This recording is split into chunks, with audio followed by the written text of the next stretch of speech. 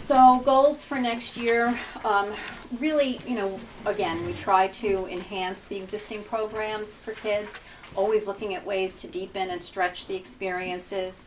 We've done a lot of work in the past year or two around SEL and executive functioning. We'll talk a little bit about that as we go on. Did some work this year investing again in response to intervention for kids who are struggling. What do we do as teachers in all of our schools? And then, reviewing and updating policies that relate in the curriculum and instruction area. In terms of professional learning, examining teacher leadership roles and responsibilities. We're always trying to see if we can get coaching in. We have tech coaches. We'd like to expand that a little bit more in the instructional range. And developing a robust professional learning plan. There will be some changes to the used to be you could do it for 3 years. I think you still can. So I'll say 2023 plan, which we'll be working on over the summer. We now have to actually include professional learning experiences detailed for administration, teachers, and teaching assistants. So while the focus primarily in the past was just the teaching staff, there is recognition on the part of the state that administrators and teaching assistants play a pretty important role in the process of learning and teaching in our schools. So we'll expand our plan to include administrators and TAs this year. And then finally, fiscal responsibility. We're always looking at, as Joe said, when we have to lose a teacher through retirement, and while we're very jealous and envious of their opportunity to move on to a new life, we have to think hard about replacing them, whether or not it's purposeful to replace them, and what does it look like in replacing them. Maximizing staff, looking at schedule efficiency. So a part of our conversation later this year that we actually started the other day is having the middle school and the high school work with a consultant to look at some efficiencies in their scheduling planning. Considering long-term implications of a budget, I try to tell teachers when we're working together to develop their goals and their wishes and dreams for their program, that you have to know what you want to be in 5 years. We can't do anything overnight, but if we know what we'd like something to look at, like 5 years down the road, we can certainly begin to plan incrementally to get us there. And then examining courses and course offerings and class sizes, which is actually part of the scheduling conversation with the consultant that we're meeting with. So we've been meeting for the past few months on many of these topics with the administrators. I work with the instructional leaders and the grade level leaders in terms of professional development goals, not just for the district, but also for their departments. So I ask all of the departments to tell me what is it that you're curious about learning in addition to the work that the district does at large. And you'd be surprised at some of the really interesting things that they've started for themselves in music and art and in social studies, aside from what the district is trying to do on a bigger scale. Okay. Funding sources. So I include external funding sources because, as you can see by that bottom line number, $360,720, that is a lot of money. So the curriculum and instruction and professional development part of the district is funded heavily by title grants. That's wonderful because it's free money. It's scary because that money is not guaranteed. So from year to year, we really don't know what our funding source will look like, and we won't know until July 1st. And even at that point, they still play with the numbers a little bit before they finally lock it in for us. The only number we know in that top part is the New York State textbook funding, which is a stated amount, and it is based on enrollment. So it's going down a little because enrollment went down a little. The bottom part of it is district funding, which comes out of our budget. And actually, Enrique and I just spent some time talking about some of this. So most of what you see there, curriculum, CRC and summer curriculum development money is money that's paid in payroll. It's to teachers that are working after school or during the summer or doing any kind of that extracurricular work where it's not in their school day and therefore requires extra pay. The mentor program is going down significantly because, quite frankly, this new group of people coming in the fall is way smaller than any cohort we've had in the past few years. So we anticipate, I think, 4 teachers, potentially, Laura, where we've had groups of 12 and 16 in the past couple of years. So there's a big decrease. And the reason for that is we pay teachers to mentor new staff, but if I don't have as many new teachers, then I don't need as many mentors, and so that cost is going down. BOCES PD off-site means that those are consultants that are coming to us and working in the district, but their pay is processed through BOCES, so we get COSER back on that money.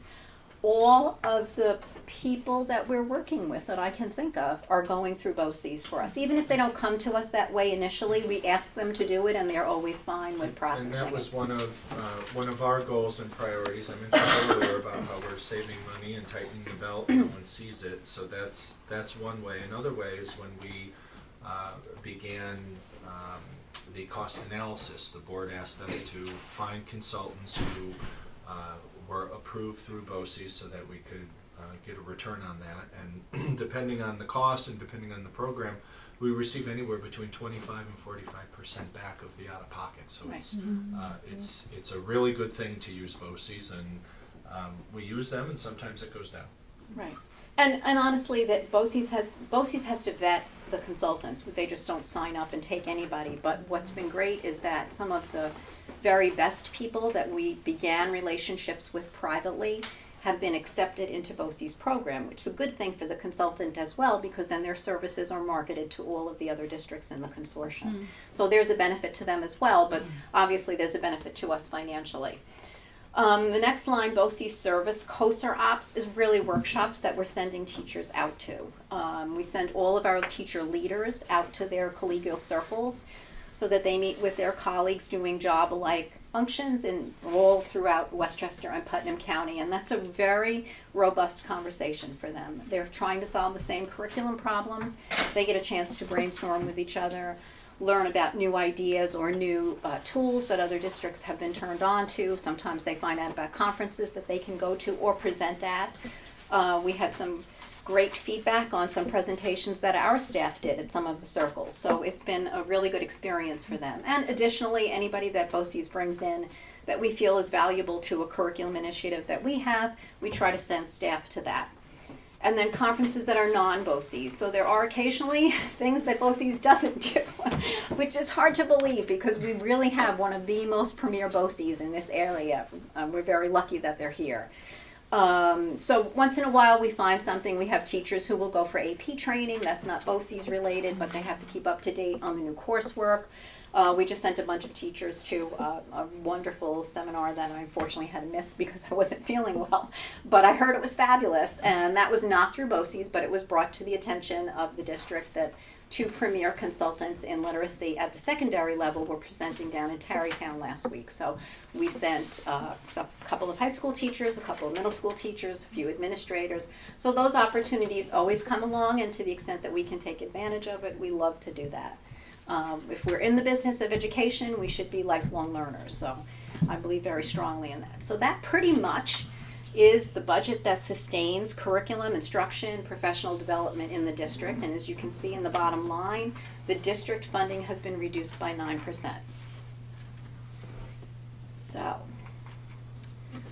this is the way programs are sourced. Title I, which is our biggest grant, is the after-school activities, anything AIS related. It will fund the summer kinder camp, reading, math, and E&L sometimes if there's an overflow from Title III. The grant is targeted towards students that are at risk. This year's summer kinder camp will be held off-site, so as soon as we get that all settled, we'll let you know about that. But we've been lucky because we just heard this prior to my arrival up here about all the construction that's going on, and some of those programs did take a hit as a result of that, but we think we've been able to find a place for summer kinder camp to continue this year. Title II is professional development, so we use that grant in whole for our consultant salaries. The rest of the overflow from that goes through BOCES. Title III is for students who are second language learners only, so it supports the E&L activities both in school and after school. Materials, field trips, technology in some cases, software, professional development, which we're required to provide a certain percentage of for not just the E&L teachers, but all staff. Title IV is for extended learning opportunities. So this past 2 years, we've used it to purchase Dreambox for the elementary school. Dreambox is a software program that's adaptive to student needs, which means it'll drop it down if you need to go a little bit below your grade level, and it will extend you as far as you can take it based on what the program sees you as performance. The students are able to use it at home. My colleagues who are much more specialized in mathematics than I am rave about this program, which is why we keep it. It's not inexpensive, but it does show results. CRC, again, that's in-service work for teachers, anything they do outside of the school day that requires additional salary beyond the school day's salaries, stipends. What else comes out of there? That's really, a lot of the summer work comes out of there, which we'll be posting for soon and taking proposals in for. And then the BOCES work, you can see some of the programs here that are provided for through the PD that we get out at BOCES, the K-5 Science 21 program. All the PD comes through BOCES, not just the kits. So teachers go out, and now that program is changing to update to the next gen standards. So fourth grade teachers are coming on board and will be going for PD next year to learn the new program. In addition, our teachers have a chance to go and write the program with the consultants out at BOCES, so all of that is folded in to that particular line item. We buy the social studies ELA database, K through 8. Our teachers, especially at K-5, rely on it heavily for their instruction in social studies. Again, I mentioned the collegial circles for all of our leaders. There are plenty of content area workshops. Our administrators go each year for their lead evaluator development. Where there is more and more, I suppose in line with the requirement for administrative professional development, there has been an increasing component for admin out at BOCES, which we will continue to take advantage of. And that last line is for our probationary teachers. Part of their new teacher induction program requires them to take Skillful Teacher in their second year. They do that on-site at BOCES with an amazing instructor. And then they also do an online course, which they usually get to start over the summer, and they're going into their third year. And then the conferences, again, they're New York State conferences, so we have people go to the New York State Social Studies Conference. We had people who were supposed to be going to the math conference next weekend, which I heard was canceled. And anything that teachers bring to us that they're interested in attending that relates to their field of study.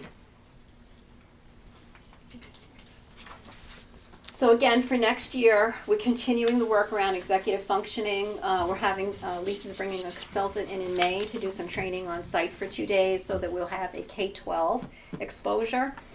We're slowly ramping that up and getting it in place as principals select the teachers that they would like to have trained to continue this work. At K-5, we've been piloting some word study programs this year and getting close to making some recommendations about what we would like to see permanently, and then deciding which grades. This would not be a K-5 rollout, it's too expensive, so we'll have to figure out what grades do we want to begin with. At the middle school, continuing the science rollout, the next gen standards are demanding that we change programs, so we've started with 6th grade this year. Next year we'll be bringing 7th grade on board. And then an ongoing conversation around building the STEAM pathway from grades 6 through 12. That is a major focus of our amazing art department, and also a focus of the middle school's unified arts team. So we're looking at how we can STEMify some of the unified arts opportunities at middle school. And I think with some strong leadership from a few of the art teachers, we have a nice digital arts program that we're beginning to grow. So that's an exciting conversation. And I think I turn this over to Laura now. Okay, so just going to continue a little bit, looking at the numbers, just to go over where we are with enrollment. Our enrollment has gone down slightly, which we knew has been happening.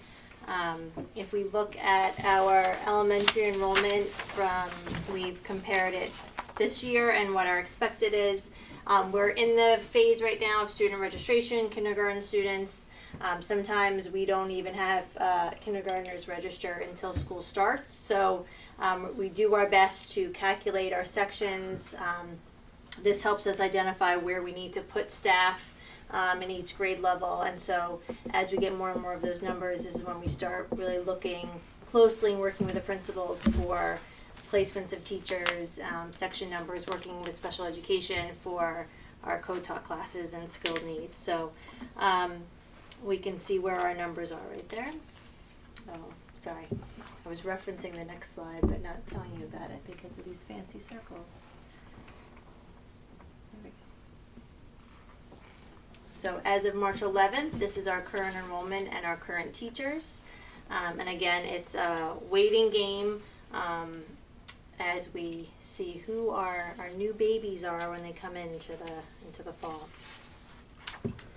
So with middle school enrollment, we're able to make a little bit more better guessing on projection. Right now we have 516 students currently enrolled in the middle school. We project it to go down slightly over the next few years based on our elementary school numbers, but not by too much. So when we look at our staffing, the staffing will be the same at the middle school. We'll talk about retirements in a little bit, but we have one retiree at the middle school, and we in home and careers, and we will be replacing that position based on the unified arts and what Margaret was talking about, trying to add some more of the STEAM focus.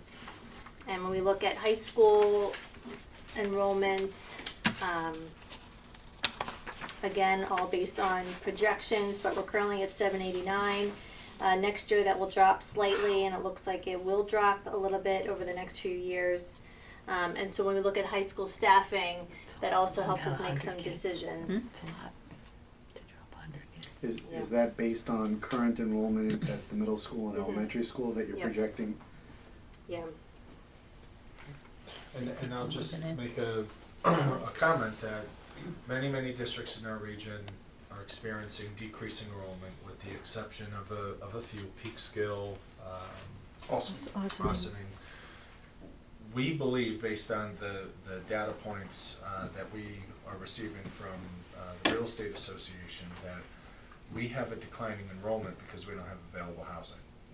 And all of the indicators are still strong, as they were reported to us in January, about homes for sale, multiple offers, bidding wars, those sort of things. So as homes come for sale, we're hoping that they're bringing young children to help correct this, but we don't have any indication to suggest that declining enrollment means folks are running away from us as much as it is opportunities for new families to come in. And then, so as I hinted to, so this year we have 4 anticipated retirements, or they have notified us of the retirements as of June 30th. So our school psychologist that works K through 12, so we do not anticipate replacing that. Again, when we look to see where our needs are, Lisa has looked really closely at our numbers and the staff that we have within the clinicians and the mental staff, and we feel that we can successfully still continue with the staff that we currently have. So we, at this time, we don't plan on replacing the school psychologist.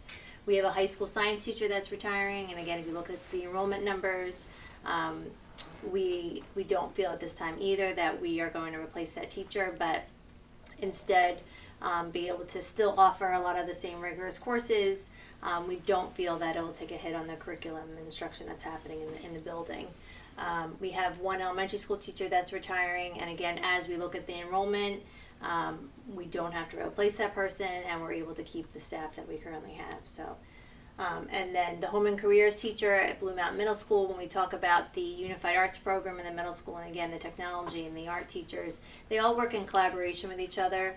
And that's where we're excited about being able to replace this person, and we're sad to lose the retiree, but it's going to help us as we sort of reconfigure what that program looks like and how it will also affect the high school down the road. So we'll be looking to replace someone that's a home and careers teacher that's certified in career and technical education. So that's an anticipated savings of $515,000. So that's a pretty big number that we'll be saving in that area. That is for that. So these questions, discussions are for me and or for Margaret. So that $515,000 we're saving, that's a little over 1% Yes. of the tax levy, right? Mhm. Compared to this year. Yeah. Yes. Yeah. Yeah, and we've been in positions in years past where we've had much larger numbers of retirees, and this is very low. I think in my 6 or 7 years here, this is the lowest, but we've been able to use, I call it breakage, but the difference between outgoing salaries and incoming salaries to actually build programs. This board restored elementary library media specialists. This board approved the creation and establishment of elementary math AIS teachers. This board hired additional ENL teachers, special ed, the list goes on, and we were able to do that with an average tax increase of 1.04. We're now at the point where we've got to look at our staffing and the folks that leave through a different lens, and with the positions and the folks that are leaving. There will be some unintended consequences that hopefully will not impact kids and opportunities, but having fewer teachers is going to hopefully over time, based on these enrollment projections, will right-size the organization. But certainly we don't want to be reducing positions if our attendance stays flat or grows, because now you're taking away opportunities. So are these particular savings being repurposed for other programs, or is it going back towards the tax levy? It's going back towards the tax levy. Okay, Yep. great. Good to hear. Thank you.